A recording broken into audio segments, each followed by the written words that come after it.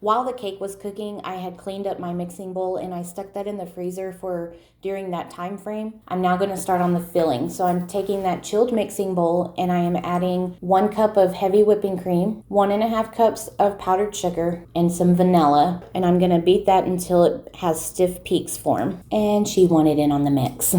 Now that the stiff peaks have formed, I'm taking that out and I'm going to unroll my cake now, very carefully still, and I'm going to spread that filling onto that cake. You'll want to leave about a 1/2 inch on each side so that way it doesn't seep out. Once the filling has been evenly spread, carefully start to roll your cake back without the towel, being careful not to let it tear or anything. And once that's done, you'll want to wrap it up in some plastic wrap. Be very careful when transferring that cake from the counter to the pan. Once it has been transferred from the counter to the pan, go ahead and wrap that up in this plastic wrap.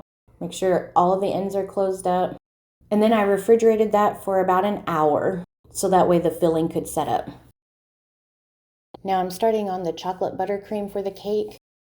To my bowl, I am adding a stick of softened, unsalted butter, 1.5 cups of powdered sugar, 1/4 cup of cocoa powder, a couple of tablespoons of heavy whipping cream, and some vanilla, measured with my heart, of course. Once everything was added, I started my mixer, and I'm just going to let this go until it becomes smooth and fluffy.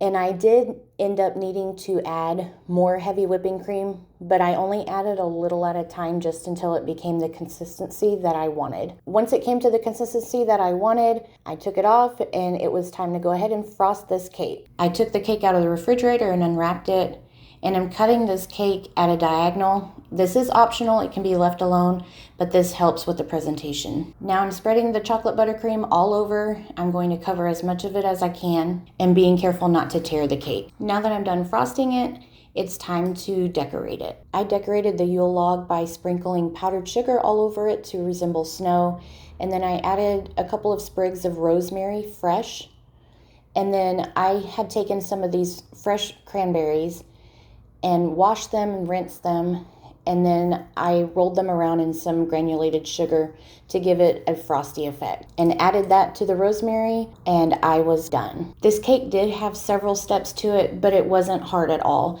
My family really enjoyed it, and I hope that you will try to make it and enjoy it as well. And I hope everyone had a Merry Christmas. Thanks for watching my video. Please like and subscribe.